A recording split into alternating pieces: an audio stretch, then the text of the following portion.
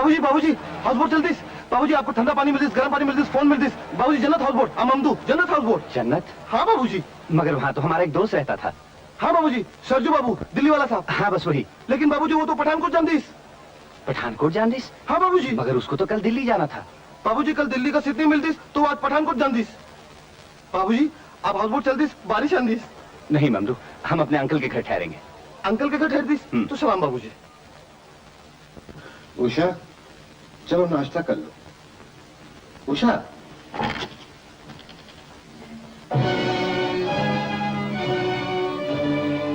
उषा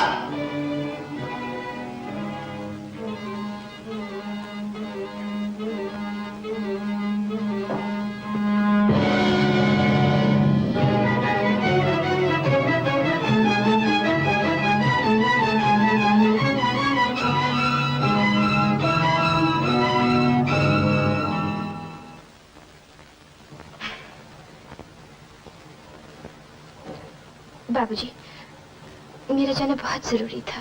मेरे मना करने पर भी तुम सलमा से मिलने गई थी? जी मैं सलमा से मिलने नहीं गई। फिर किससे? सरजू से। सरजू? कौन सरजू? उनसे मेरी मुलाकात दिल्ली में हुई थी। गुलमर्ग में भी वो थे और वही हकीम बनकर यहाँ भी आए थे। तो तू उस आवारा बहरूपे से मिलने गई थी? वो रूप तो उन्होंने मजाक में भरा था बाबूजी, वरना वो बहुत शरीफ आदमी है।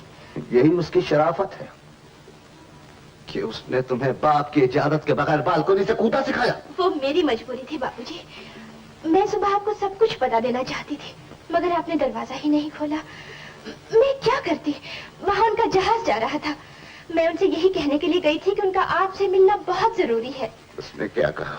वो क्यों नहीं आया? उन्हें एक बहुत जरूरी काम के लिए दिल्ली जाना था, मगर वो इतवार को आपसे मिलने आ रहे हैं। अगर वो न आया तो? वो जरूर आएंगे बाबूजी। उसका कुछ पता ठिकाना मालूम है?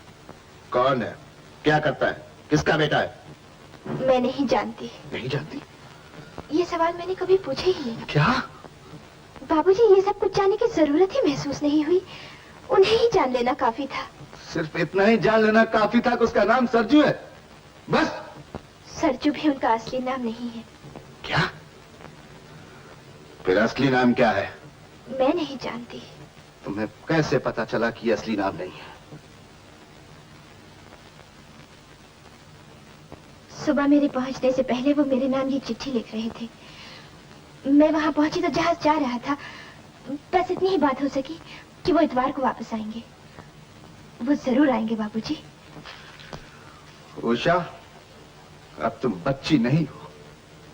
मैंने तुम्हें इतना पढ़ाया लिखाया है कि तुम दुनिया में अच्छा बुरा पहचान सको। मैंने तुम पर हमेशा भरोसा किया, विश्वास किया, मगर ये नहीं जानता था कि एक दिन तुम मेरे इस भरोसे को यूं मिट्टी में मिला दोगे। बाबूजी, आप सिर्फ जुबान से कहते हैं कि आपने मुझ पे भरोसा और विश्वास रखा, मगर दिल से आपने मुझ पे कभी विश्वास नहीं रखा। ये बात आज मैं अच्छी तरह जान गई हूँ। उषा! हाँ बाबूजी, अगर आपको मुझ पे भरोसा होता तो आज भी मुझ पे विश्वास रखते। इस बात का इंतजार तो करते कि मैं किसी को आपके चरणों में लाके खड़ा कर देती और कहती कि बाबूजी मैं इनसे प्यार करती हूँ, आप इन्हें परख लीजिए। मगर उषा! मैं पूछती हूँ क्या यही आपका विश्वास है कि जिसे मैं अपना देवता मानती हूँ, आप उन्हें एक आवारा और बहरूपिया कहें? ये कहने के पहले आपने उनके बारे में कुछ जाना भी नहीं। और तुम्हें उसके बारे में क्या जाना है? सिर्फ एक नाम, और वो भी असली नहीं। जो आदमी इतने दिनों में तुम्हें अपना सही नाम न बता सका, उसके बारे में इसके सिवा और क्या राय हो सकती है कि वो कोई धोखेबाज था, एक खेल कर गया है तुमसे। और तुम उसे देवता कहती हो? किस दलील से? देवता दलीलों से नहीं माने जाते बाबूजी, दिल से माने जाते हैं। और दिल अपना देवता पहचानने में कभी धोखा नहीं खाता। उषा! नहीं बाबूजी, आप ये बात नहीं समझ सकते। आज मुझे महसूस होता है कि किसी लड़की की माँ नहीं बननी चाहिए। शायद बेटी के दिल की बात माँ के सिवा और कोई नहीं समझ सकता। ठीक है, आज तुमने हमें वो ताना दिया है बेटी जो न सुनने के लिए हमने परसों अपनी रातों की नींद और दिन का आराम कुर्बान किया। उषा, इस वक्त मुझे तुमसे नहीं भगवान से शिकायत है कि अगर बेटी के लिए माँ इतनी ही जरूरी है तो उसने तेरी माँ की जगह मुझे मौत क्यों न दे दी। नहीं बाबूजी। अगर अपनी बेटी का भला सोचना बाप का अपराध है तो मैं तुम्हारा अपराधी हूँ। मुझे इसकी सजा दो बेटी, कुछ और कहो, कोई और भी ताने दो।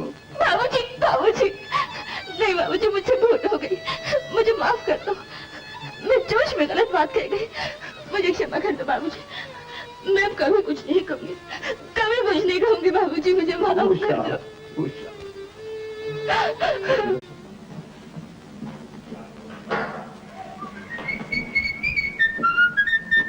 जी, आप किससे मिलना चाहते हैं? ये दीवान किशन किशोर की कोठी है ना? Yes sir. दीवान साहब घर में हैं? Yes sir. उनसे कहिए रमेश आया है दिल्ली से मिलने के लिए। मैं तुम्हारा बाप हूँ, मुझ पे भरोसा रखो बेटी। मैं वही करूंगा जिसमें तुम्हारी भलाई भी हो और खुशी भी। बाबूजी, कोई रमेश साहब दिल्ली से आए हैं। रमेश आज ही आ गया? कहाँ है वो? नीचे टैक्सी से सामान उतरवा रहे हैं। अरे जाओ उसका सामान उतारो और उसे जल्दी से यहाँ लेकर आओ। Yes sir. उषा, रमेश मेरे एक दोस्त का लड़का है। अनजाने में कुछ दिन पहले मैंने उससे तुम्हारी शादी की बात छेड़ी थी। पर बाबूजी। घबराने की कोई बात नहीं, अतवार को सरजू आ ही रहा है, उसके आने से पहले मैं कोई फैसला नहीं करूंगा, ठीक? लेकिन बेटी, रमेश हमारा मेहमान है, इतना ख्याल रखना। नमस्ते चाचा जी। अरे आओ आओ रमेश, तुम तो एक दो दिन के बाद। आने वाला था चाचा जी, लेकिन एक धोखेबाज का पीछा करना पड़ा, इसीलिए आपको इतला भी नहीं दे सका। धोखेबाज कौन? जी वो मेरा एक दोस्त है गोपाल, यहाँ उसने चुपके से अपनी शादी तय कर ली। मैंने सोचा अचानक उसे जा पकड़ूं और उसकी होने वाली को भी देख लूं, मगर चाचा जी वो धोखा दे गया, मेरे कश्मीर पहुंचने से पहले ही चला गया। उषा, ये रमेश है। नमस्ते। नमस्ते। रमेश, ये मेरी बेटी उषा है। जी हाँ, मैं तो इन्हें पहचानता हूँ। कैसे? जी दिल्ली में मैंने आपकी तस्वीर देखी थी। तस्वीर? किसके पास? मेरे पिताजी के पास। अरे ये बातें तो होती रहेंगी, तुम आराम से बैठ तो जाओ। उषा, सीताराम से कहकर नीचे वाला बेडरूम इनके लिए ठीक करा दो। पर चाचा जी बेडरूम की क्या जरूरत है, मैं तो ये कहना चाह रहा था कि क्यों ना कुछ दिन हाउस बोट में रहकर दल की सैर की जाए, हम लोग साथ इकट्ठे रहेंगे। क्यों, कैसा रहेगा ये प्रोग्राम? अरे प्रोग्राम तो सब ठीक रहेगा, मगर इंतजाम करने में तो कुछ वक्त लगेगा। जाओ बेटी, तुम सब इंतजाम कर दो। जी। चाचा जी कितनी मजेदार सर्दी है, मुझे रह रह के गोपाल की याद आती है, धोखेबाज कहीं का। चाचा जी वो अगर यहाँ होता तो कितना मजा आता। टैक्सी सरदार जी, बाबूजी किथे चलना है? स्टेशन जाना है जल्दी। मैं क्या बैठो तो सही, ऐसी जल्दी तो छेती बुझा देंगे। रखो पुलिस सामान टैक्सी।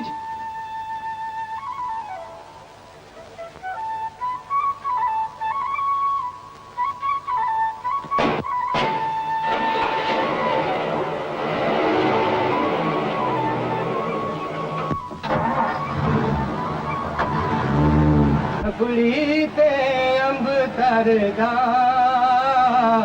चपड़ी ते अंब तरदा, यार दी जुदाई नालों रब पैदाई ना करदा, यार दी जुदाई नालों रब पैदाई ना करदा।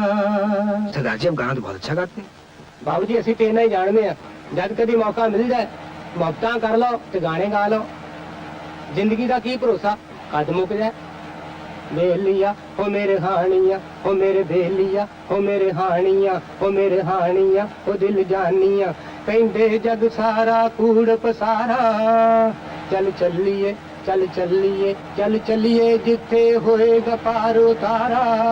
मेरे बेलिया हो मेरे दादी बच्चा।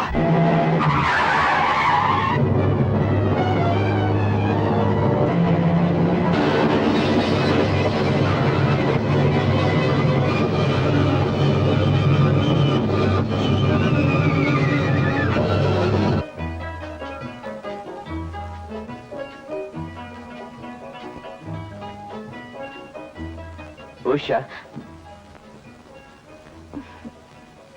उषा मैं कुछ कहना चाहता हूँ, अगर इजाजत हो तो। कहिए। उषा तुम जानती हो मैं यहाँ क्यों आया हूँ? जी। इस बारे में तुम्हारा क्या ख्याल है? मेरी राय बाबूजी जानते हैं, वही आपको बता देंगे। अच्छा, मैं उन्हीं से पूछ लूंगा। ये किताब क्या पढ़ रही हो?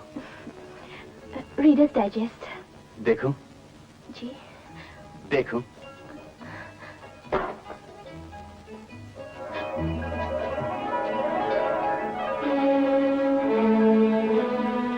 क्या बात है, भागती क्यों जा रही है? जी कुछ नहीं चाचा जी, उषा की किताब से तस्वीर उड़ गई है। अच्छा अच्छा।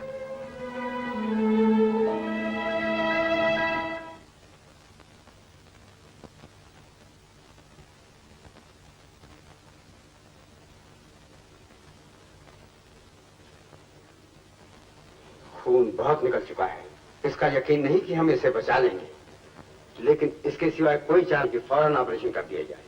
नर्स, ऑपरेशन की जल्दी तैयारी करो। Quick please.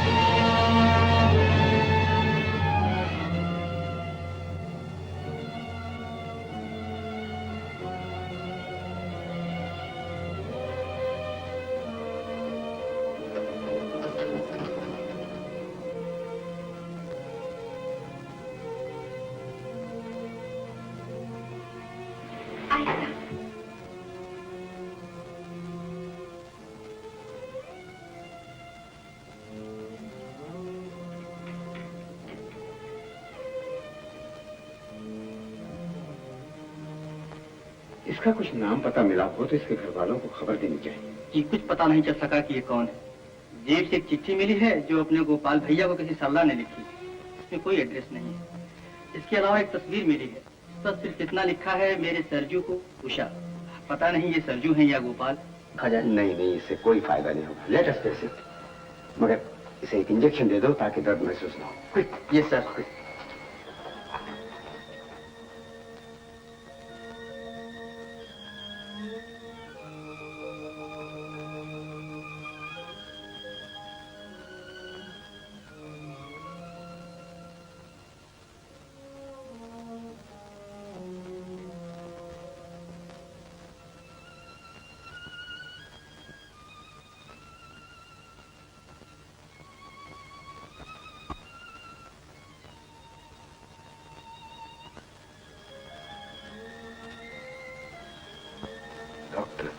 यस।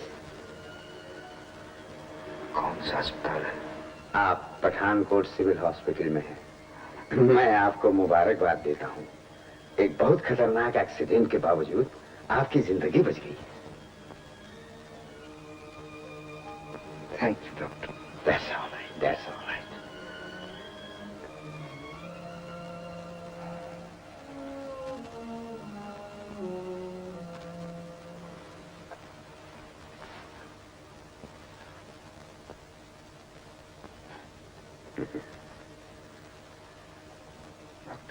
Yes? मैं बैठ सकता हूँ? Very good, very good. Nurse.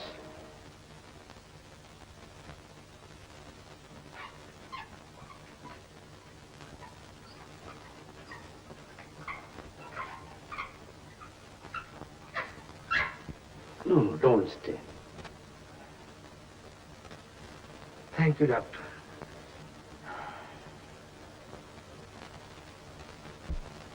मामूली चोट। Don't worry.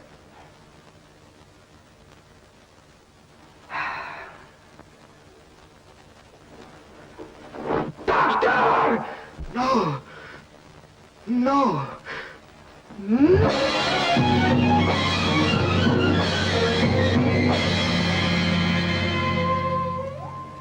बहुत अफसोस है, मगर इसके सिवाय कोई चारा न था। तुम्हारी जिंदगी बचाने के लिए ये बहुत जरूरी था। क्या कर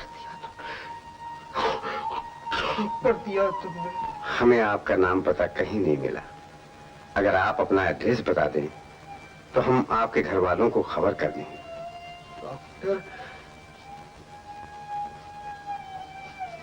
please leave me alone please. मुझे अकेला छोड़ दो doctor. Don't get excited my boy. Please leave me alone doctor, please. All right.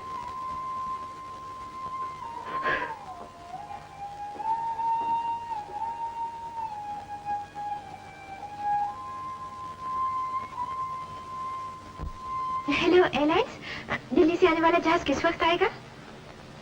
Thank you. बाबूजी, उनका जहाज ठीक वक्त पे आ रहा है। चलो बेटी। सुनिए, दिल्ली से आने वाला जहाज श्रीनगर पहुंच गया है।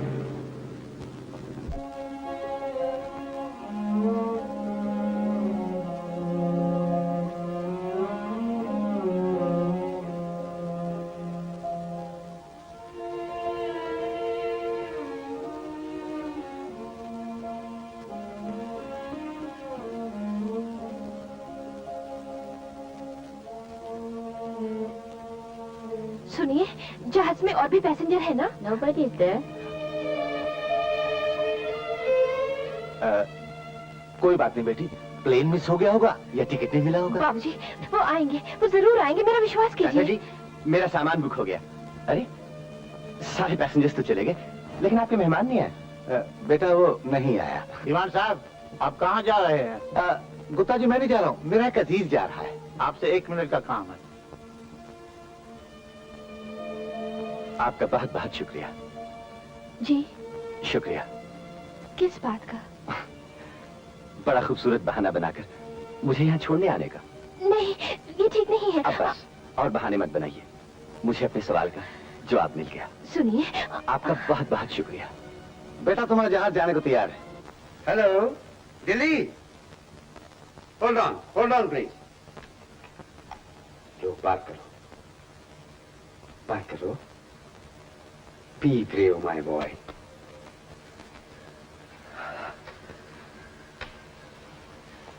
हेलो। कौन भैया? तुम अभी तक पठानकोट में ही हो? क्यों? क्या बात है? क्या हुआ? बस एक जरूरी काम से रुक गया हूँ। पठानकोट में क्या जरूरी काम हो सकता है तुम्हारा? एक छोटा सा एक्सीडेंट हो गया यहाँ बहन। एक्सीडेंट? किसका एक्सीडेंट? गोपाल बेटा। माँ, क्या हुआ? कुछ नहीं माँ, कुछ भी तो नहीं हुआ। और लेकिन ये एक्सीडेंट क्या कह रहा है? कैसे हुआ? तुम्हें चोट लगी है क्या?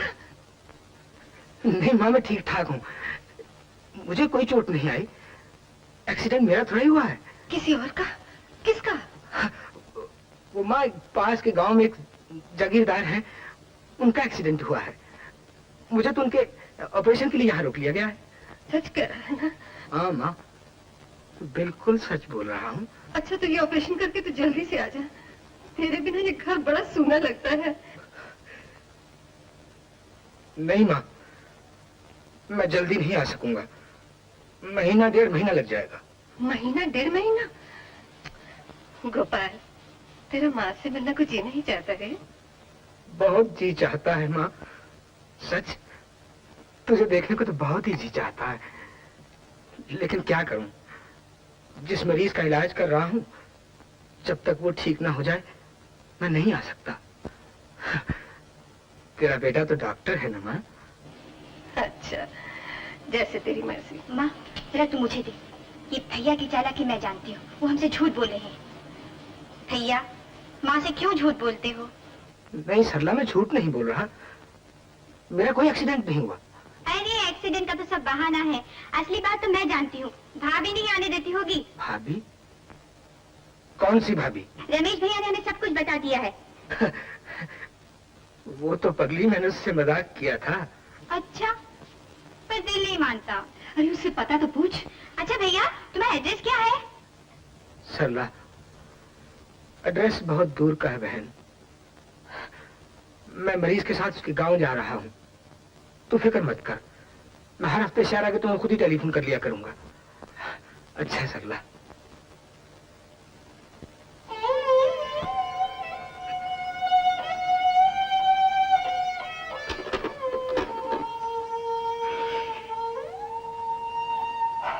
तो आप डॉक्टर हैं?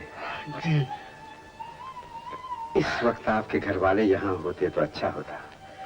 उन्हें सच बताने में क्या हर्ज था? डॉक्टर, तो क्या आप चाहते हैं कि मैं टेलीफोन पर ही अपनी माँ को मार डालता? लेकिन उसे कब तक छिपा सकोगे? ये मैं कुछ नहीं जानता डॉक्टर। सिर्फ इतना जानता हूं कि मेरी माँ इस सदमे को किसी दिन भी बर्दाश्त नहीं कर सकेगी, मर जाएगी शायद। कम से कम अपनी बीवी को ही बुला लेते।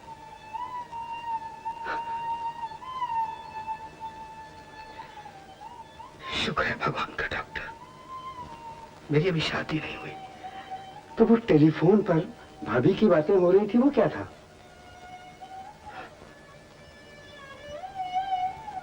वो एक सपना था डॉक्टर, टूट गया।